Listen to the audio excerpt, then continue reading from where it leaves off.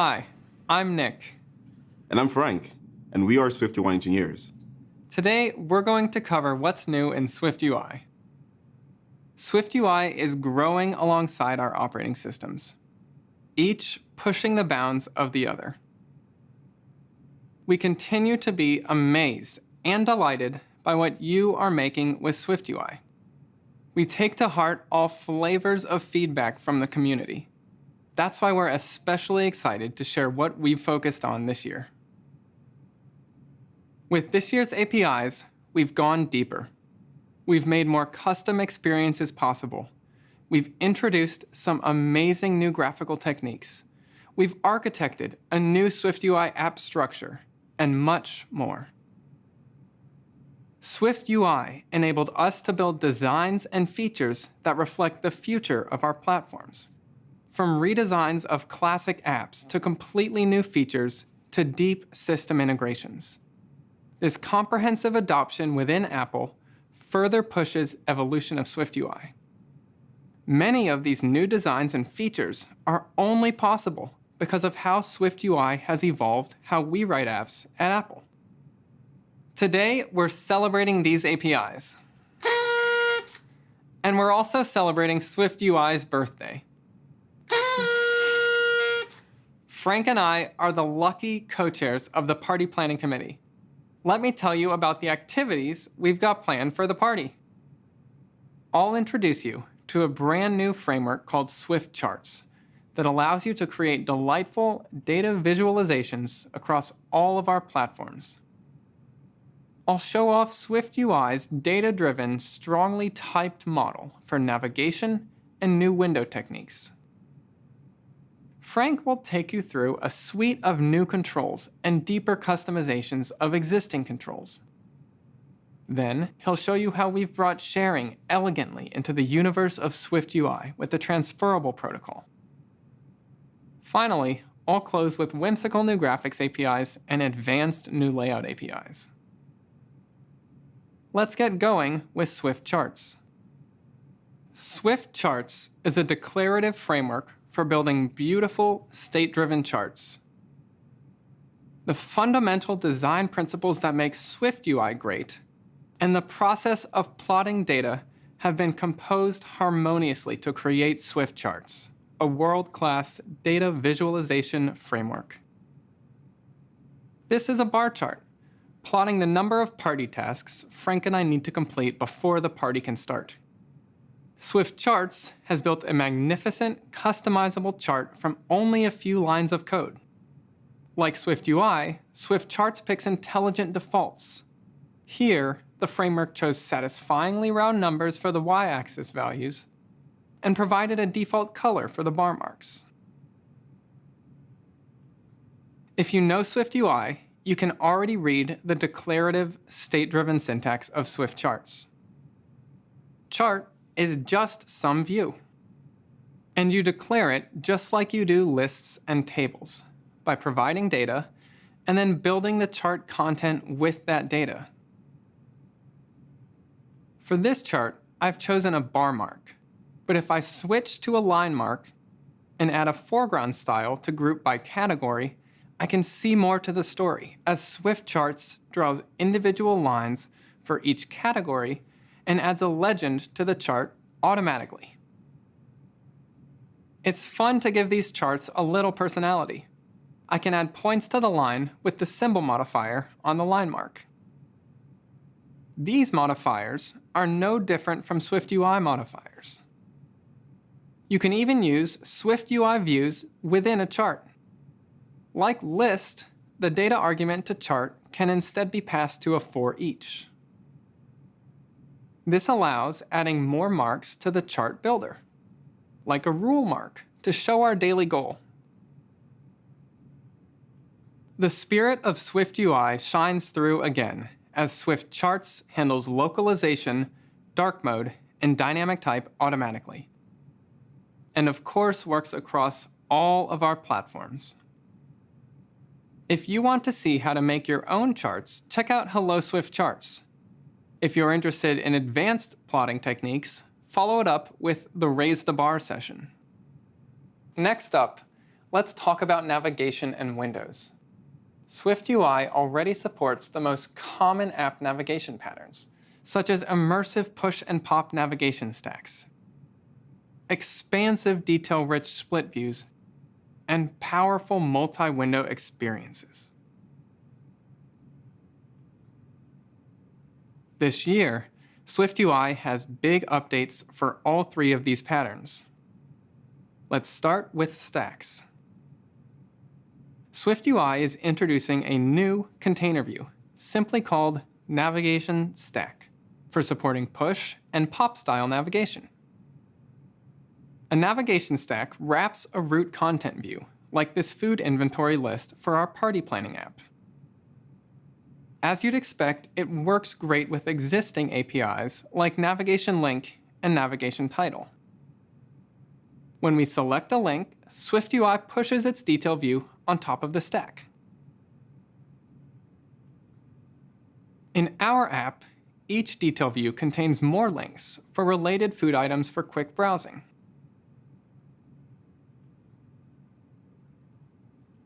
This approach might be all you need, but there is a new way to present views and have programmatic control over that presented state. If you need control of a navigation stack state, adopt the new data-driven APIs. The new Navigation Destination modifier lets us associate navigation destinations with specific data types.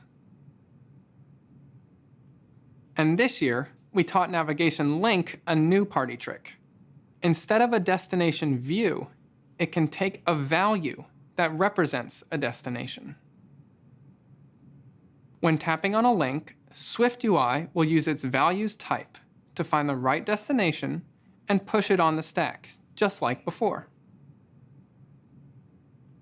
Because we now use data to drive our stack, it's possible to represent the current navigation path as explicit state. In this case, the navigation path is simply an array of all the food items that we visited. With direct access to this state, it couldn't be easier to add a button for quickly jumping back to the first selected item. As views are pushed onto the stack, items are appended to the selected food items array. In the button's action, we can just remove all the items from the path except for the first one. And with a tap, we're right back where we started. Now let's talk about split views for multi-column navigation. We're introducing another new container called Navigation Split View for multi-column navigation. Navigation Split View can declare 2- and 3-column layouts. Party Planner uses a simple 2-column layout, wrapping a sidebar list of our party planning tasks and a detail view that changes its content with the selected task. Split views work great with the new value-based navigation links we saw earlier, using the link's value to drive the list's selection. Navigation Split View will automatically collapse into a stack on smaller size classes or devices, making it a great tool for building adaptive, multi-platform apps. Navigation Split View and Navigation Stack are designed to work together and can be directly composed to build more complex navigation structures. We use this in the Party Planner app to turn the detail column into its own self-contained navigation stack, which also shows off the new support for navigation stacks on macOS.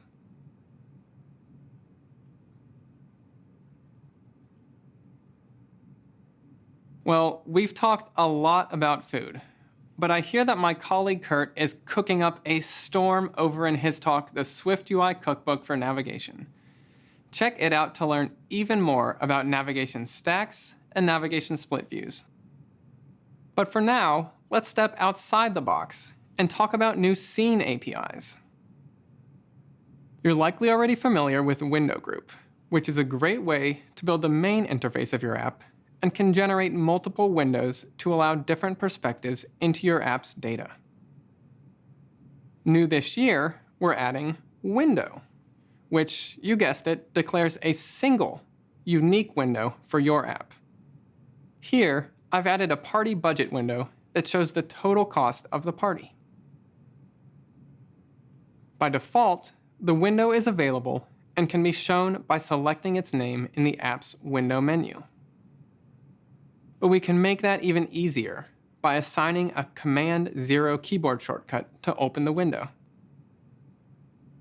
To make sure I stay a budget-conscious party planner, I'll add a toolbar button with an action that also shows this window.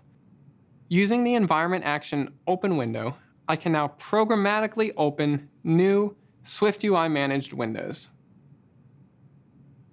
In fact, we've added a whole suite of new window customizations this year, including modifiers for default size, position, resizability, and more. I don't want the party budget getting in the way, so by default it appears as a small corner window. But if I adjust its position or size, SwiftUI will automatically remember that across app launches. The new standalone window scene is great for little auxiliary windows like this one on the Mac. But Party Planner is a multi-platform app, and we need a better design for smaller screens. For example, on iOS, we've chosen to display our budget within a resizable sheet instead. This is possible with the new Presentation to Tense modifier. In this case, I configured a resizable sheet that sticks to two different sizes, one at 250 points and another at a system-defined medium height. It is simple to iterate between platforms this year with multi-platform targets in Xcode, powering up your SwiftUI-based apps. One target can be deployed to multiple platforms. Just pick your platform from the usual pull-down menu in Xcode's toolbar. Watch What's New in Xcode and follow it up with Use Xcode to develop a multi-platform app to learn more. For the final new scene type, we can turn our attention to the menu bar. With macOS Ventura, you can now build menu bar extras entirely in SwiftUI. These can be defined alongside other scene types in your application and will always be shown in the menu bar while your app is running. Or you can build an entire app using just a menu bar extra. These are such a fun way to bring even the simplest of ideas to life on macOS. Bring multiple windows to your SwiftUI app has more detail on how to take advantage of all the new scene types and features. Now that we've got control of Windows, I'll pass it over to Frank to put controls in Windows. Thanks, Nick.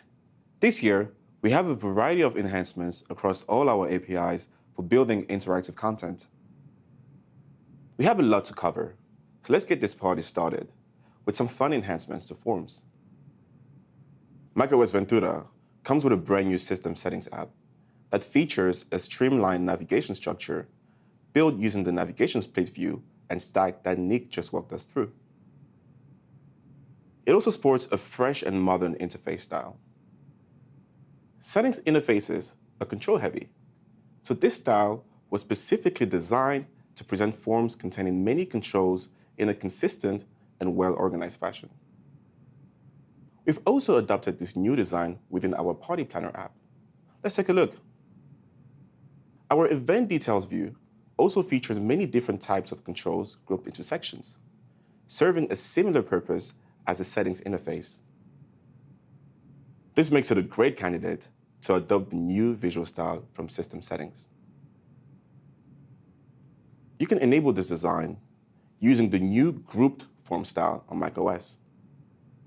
And thanks to the flexibility of SwiftUI's declarative APIs, content and controls within the form will automatically adapt to the new style. For example, sections will visually group their content below their headers, and controls will consistently align their labels and values to the leading and trailing edges. Some controls may adapt their visual appearance as well, such as how toggles display as trailing mini switches for consistent layout and alignment.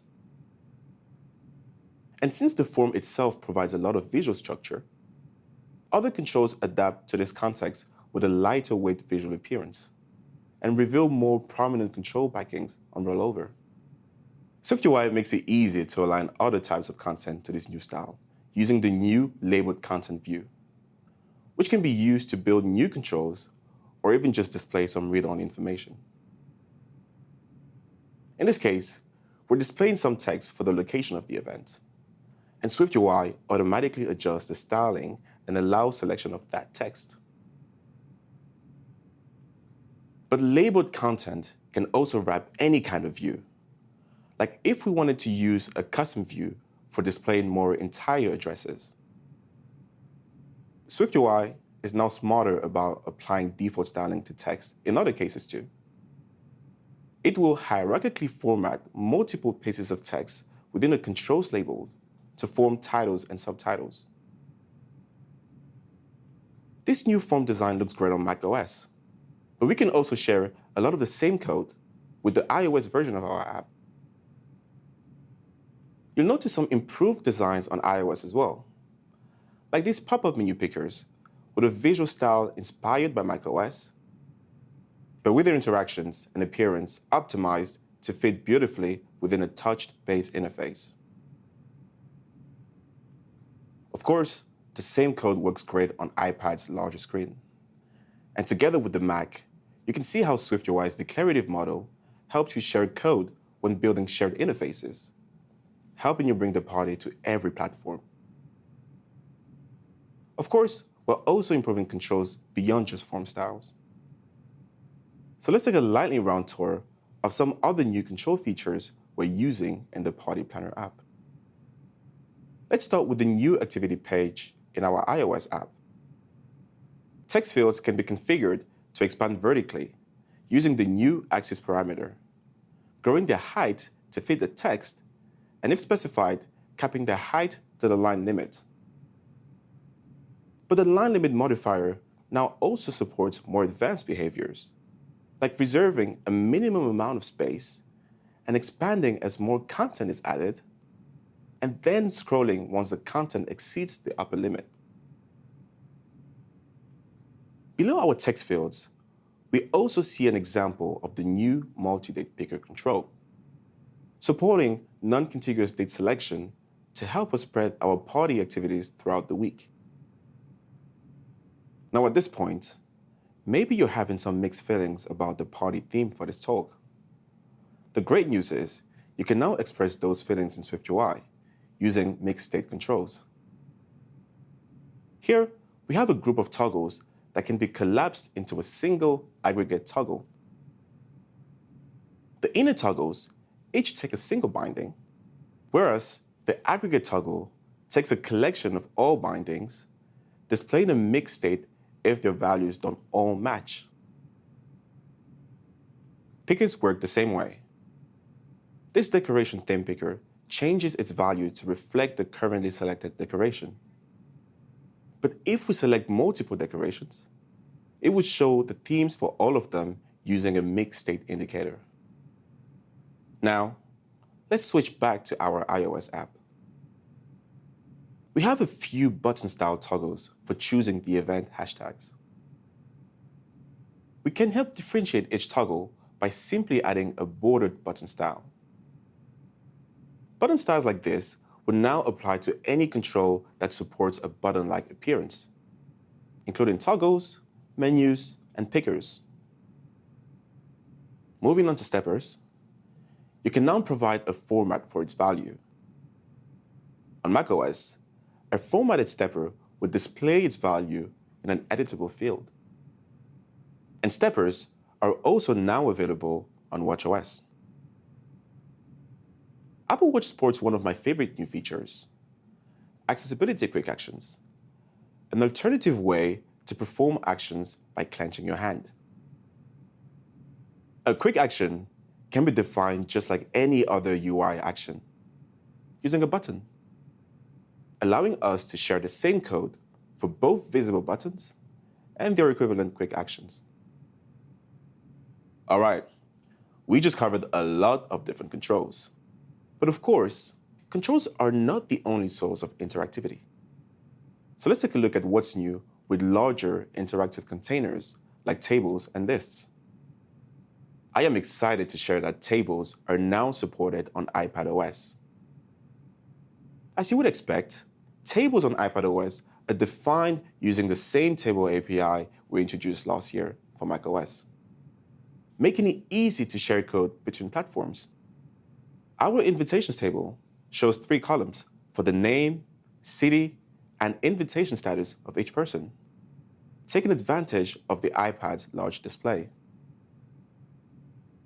But this table will also render appropriately in compact size classes, including on iPhone, showing just the primary column within the smaller screen space.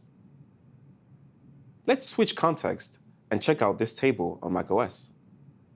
It's looking great, but speaking of context, I would love to add some context menus for performing common actions within the table. This is a job for the new selection-based content menu modifier. The modifier takes a selection type and will be enabled within any compatible table or list that supports selection. Within the menu builder, you are given a collection of the current selection, allowing you to build advanced context menus that can operate on a single selected row, multiple selected rows, or even no row selected, such as when clicking on the empty area of the table. Context menus reveal actions directly within the table, which is great for speed and efficiency. But I would also like to make these actions more discoverable. A great way to improve discoverability is by displaying common actions as buttons in the toolbar. And iPadOS has a new and improved toolbar design to help achieve that extra level of polish. iPad toolbars can now support user customization and reordering, which your app can implement by providing explicit identifiers for each toolbar item, the same API available on macOS. These identifiers allow SwiftUI to automatically save and restore custom toolbar configurations across app launches. Note that on iPadOS, not all toolbar items allow customization. Customizable actions are configured using the new secondary action toolbar item placement, which shows up in the center of the toolbar by default, or in an overflow menu in compact size classes. All right, the word is spreading around, and it looks like the number of attendees is growing exponentially. Let's help our table manage the scale by adding support for search. SwiftUI already supports basic search with a searchable modifier.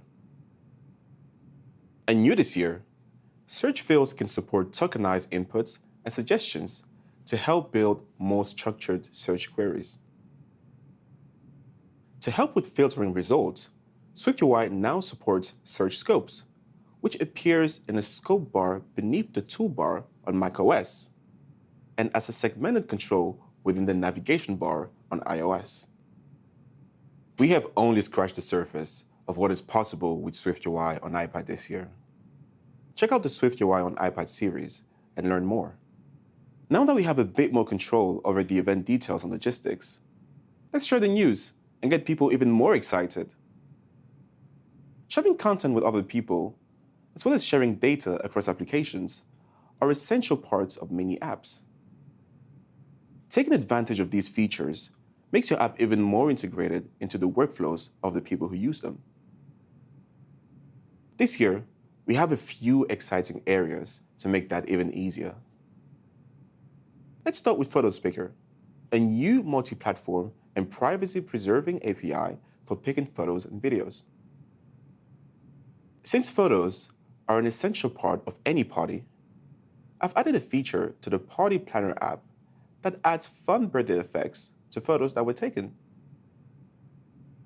The new Photos Picker view can be placed anywhere in your app, and on activation, presents the standard Photos Picking UI to select photos and videos from the user's library.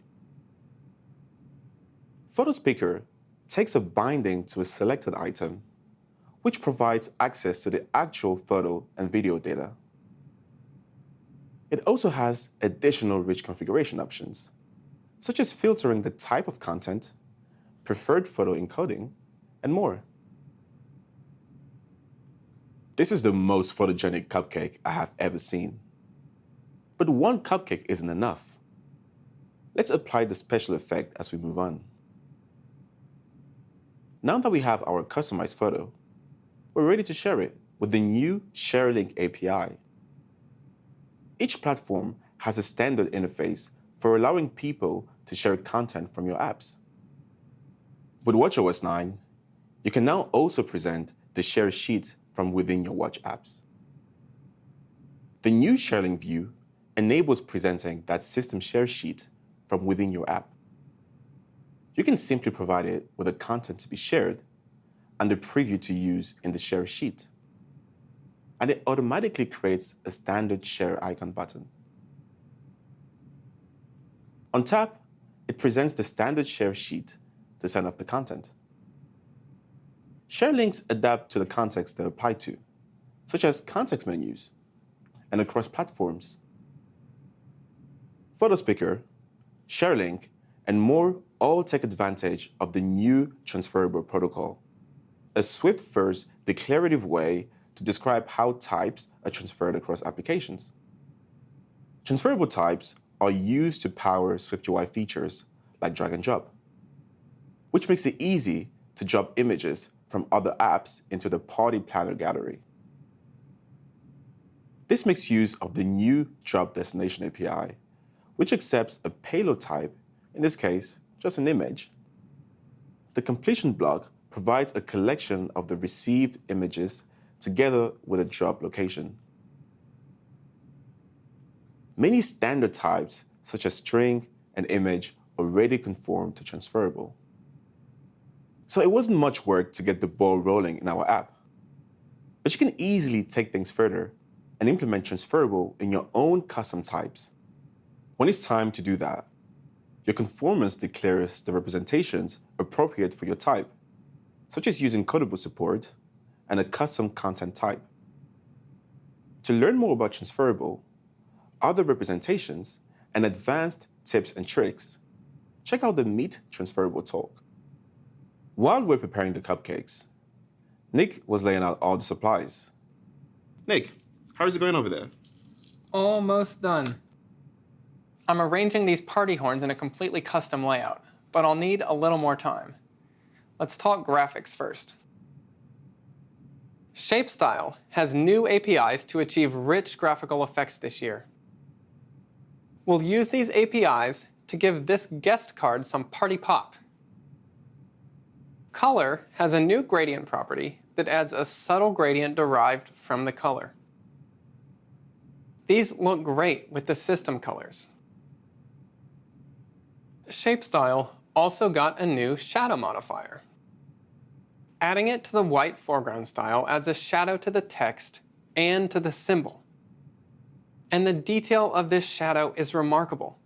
The drop shadow has applied to every element of the calendar symbol. With the whole world of SF symbols and the new SwiftUI ShapeStyle extensions, you can make some absolutely gorgeous icons. Now, it's time to bring that grid of SF symbols to the party. We'll iterate quickly on it using SwiftUI previews, which has some fantastic improvements this year. Previews have always been a convenient way to see a view in multiple configurations at the same time. With Xcode 14, we're making this easier than ever with preview variants. These let you develop your view in multiple appearances, type sizes, or orientations at the same time without writing any configuration code. We can use that same gradient again, or we can style it as an elliptical gradient to give these images a soft glow and preview it in dark and light appearances. Previews now runs in live mode by default. It can't be a great birthday party without a little dancing. So let's get these SF symbols dancing.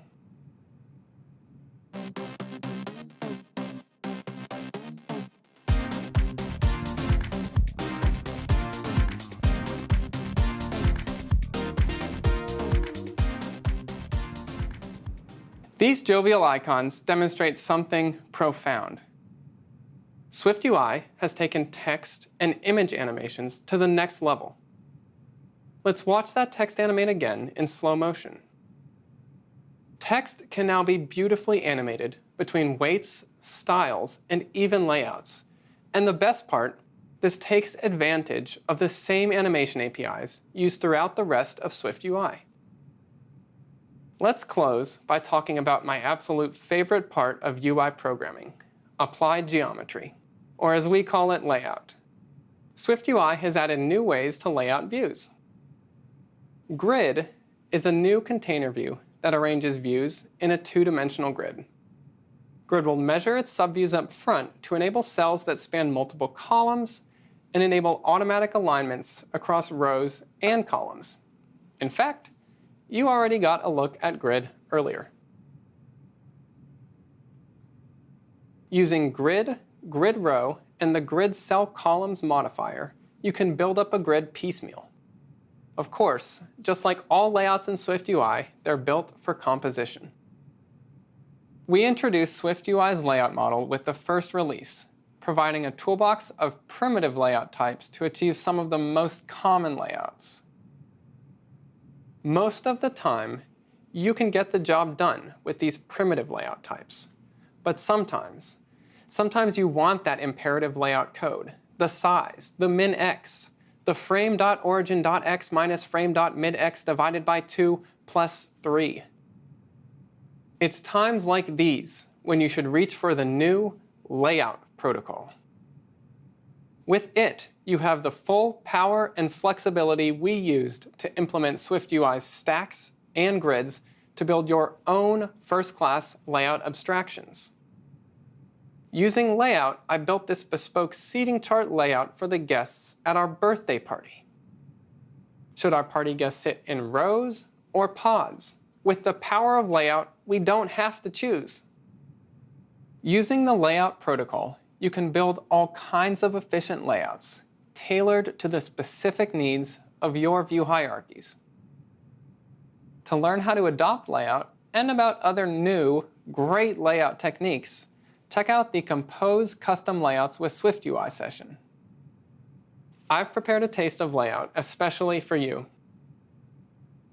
Using the new Any Layout type, I can switch between the grid layout and a custom scattered layout I've written.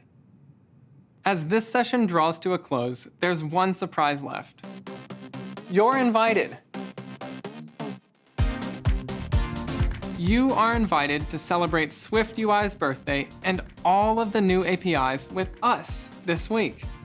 There is a lot of detail left to explore in the APIs we covered, and even more APIs that we didn't have time to include. Enjoy the party and enjoy WWDC 2022. And we are going to enjoy some cake.